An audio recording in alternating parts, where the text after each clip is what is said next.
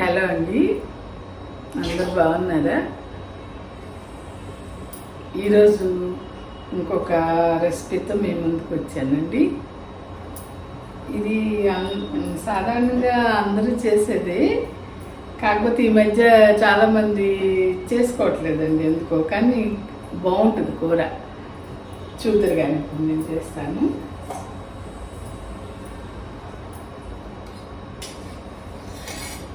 అంటే మా ఇంట్లో మాత్రం నేను చేస్తూనే ఉంటానండి.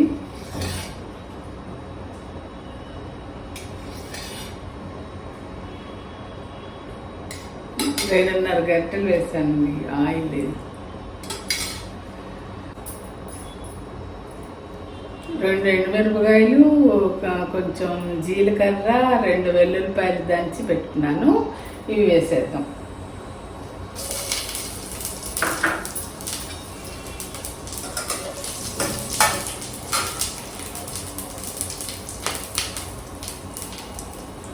కొద్దిగా కరివేపాకండి, కరిగి కాస్త సన్నగా కట్ చేసి పెట్టుకున్నాను. నెక్స్ట్ ఒక చిన్న ఉల్లిపాయ, 2 పచ్చిమిరపకాయలు పొడుగుగా కట్ చేసి పెట్టానండి, అది వేస్తున్నాను.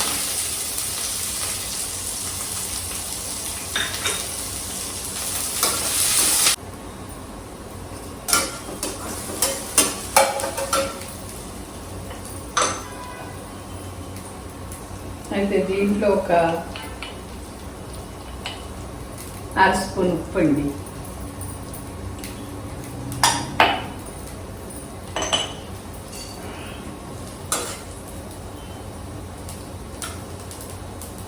అలాగే ఒక 1/2 స్పూన్ అల్లం వెల్లుల్లి వేసాను.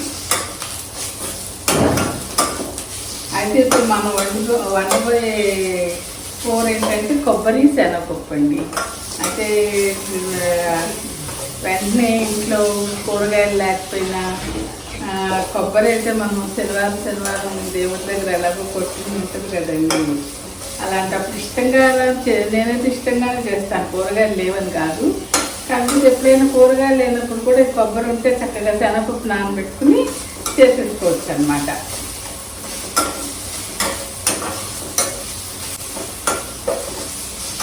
అయితే ఇది చక్కగా మసాలా కూర అండి, బాగుంటుంది టేస్ట్ కూడా. దీనికి కాంబినేషన్ మజ్జిగచారు కానీ మనం మామూలుగా పెట్టుకునే టమాటో రసం కానీ పెట్టుకుంటే చక్కగా తినేస్తాం భోజనం. అయితే దీనికి ఏం చేయాలంటే కొబ్బరి ఇలా చక్కగా గ్రైండ్ చేసి పెట్టుకోవాలండి, తురుము అన్నమాట, కొబ్బరి తురుము. అలాగే ఇప్పుడు ఇది ఒక కొబ్బరికాయలో సగం, ఒక చిప్ప అన్నమాట. దీనికేమో ఒక 1/2 కప్పు శనగపప్పు వేసానండి. శనగపప్పు, ఈ శనగపప్పు 1 గంట నానబెట్టి చక్కగా ఇట్లా మెత్తగా ఉడికే వరకు ఉడికించాలన్నమాట. ఇలా ఇలా అయిపోవాలి, నొక్కితే ఇలా అవ్వాలి, అప్పుడు టేస్ట్ బాగుంటుంది అన్నమాట. అదే నానబెట్టింది వేసేసి వండేసి అనుకుంటే బాగోదండి, రుచి బాగోదు. కంపల్సరీ ఉడికించాలి శనగపప్పు.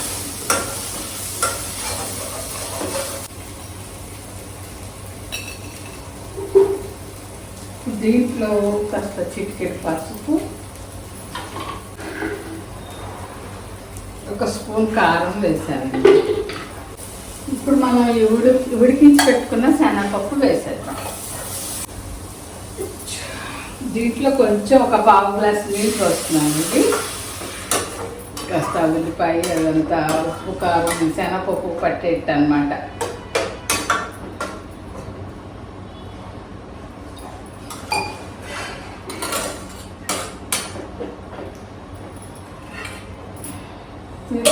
పెట్టి కొంచెం నీరు ఎగరనిద్దాం అన్నమాట. అంటే ఇదివరకు అయితే కొబ్బరి తురుము తీసుకుని తురవడం అయితే చేసేవాళ్ళం, కానీ ఇప్పుడు చక్కగా మిక్సీలో వేసేస్తే ఇలా అయిపోతుంది కదా కొబ్బరి. ఇది బాగుంటుంది ఇలా వాడుకోవడానికి.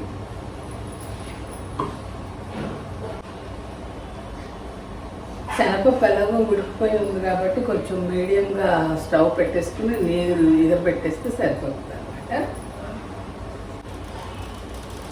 అయితేనండి మనం అందరం ఒక అరగంట వాకింగ్ చేస్తాం కదా, అరగంట 40 నిమిషాలు ఎవరు నడవగలిగే దాన్ని బట్టి. అయితే వీలైతే గడ్డిలో నడవగలిగితే చాలా మంచిదంటండి. అంటే గడ్డిలో ఏం గుచ్చుకునే లేకుండా చూసుకుని నడవగలిగితే మనకి మన స్ట్రెస్ తగ్గుతుందంట. వాకింగ్ వల్ల కలిగే ఉపయోగాలన్నీ కలుగుతాయి. ప్లస్ మనకు స్ట్రెస్ తగ్గి మన శరీరంలో ఉన్న ఇన్ఫ్లమేషన్ తగ్గుతుందంట, రెసిస్టెన్స్ పవర్ పెరుగుతుందంట. అందుకని గడ్డిలో వాక్ చేస్తే చాలా మంచిదని చెప్తున్నాను. అయితే షుగర్ పేషెంట్స్ మాత్రం డాక్టర్ని అడిగి చేయాలంట. మామూలు వాళ్ళైతే వీలైతే అలా చేయొచ్చు అని చెప్తున్నారు. ట్రై చేసి చూడండి.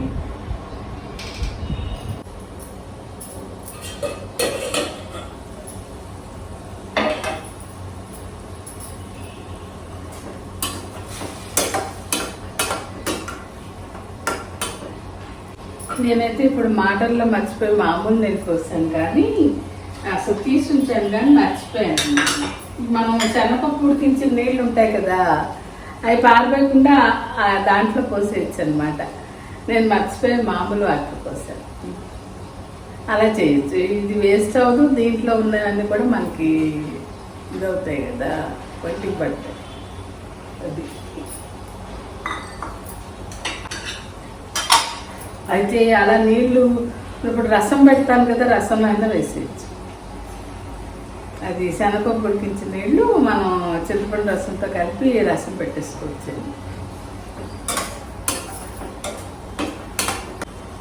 దీంట్లో కూడా ఇది మిక్సీకి వేసినప్పుడు చిటికెడు ఉప్పు వేసి మిక్సీకి వేసానండి.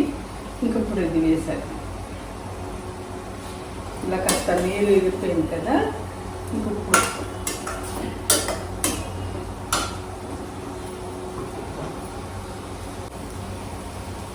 కొబ్బరి వేసేస్తున్నాను.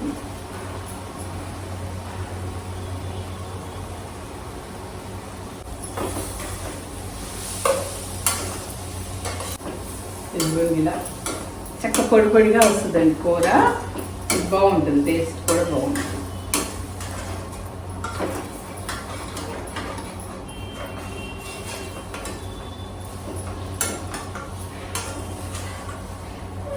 ఇది మా ఇంట్లో అందరూ ఇష్టంగా తింటామండి. మా వారికి ఇష్టము, మా అత్తగారు కూడా ఇష్టంగా తినేవాళ్ళు.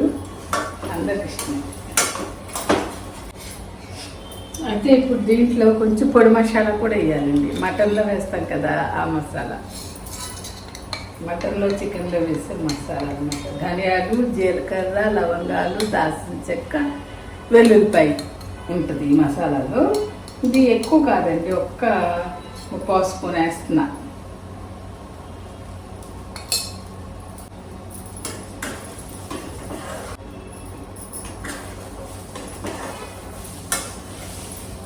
ఇప్పుడు కాస్త ఉప్పు కారం కూడా చూసుకుని మన టేస్ట్ తగ్గట్టు, సరిపోకపోతే కొంచెం వేసుకోవచ్చు. కారం వేసుకుని కొంచెంసేపు ఇలా వేసేస్తే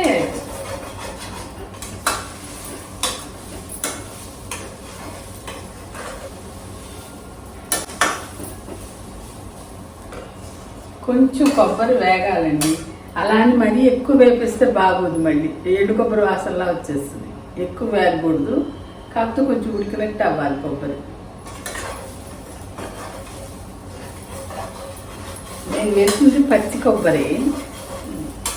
కాకపోతే ఎక్కువ వేస్తే ఎండు కొబ్బరి వాసన లాగా వచ్చేసి నూనె వాసన ఇస్తుంది అన్నమాట.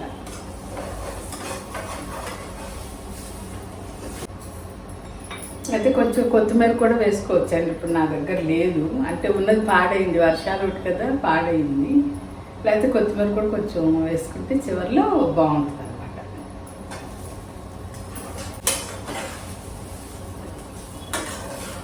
కూర ఇలా పొడి పొడిగా కనబడుతుంది అన్నమాట. అలా అయితే ఎక్కువ కొబ్బరి ఇష్టం లేని కొంచెం తగ్గించేసుకోవచ్చు. శనగపప్పు వేసుకుని కొంచెం కొబ్బరి తగ్గించుకోవచ్చు.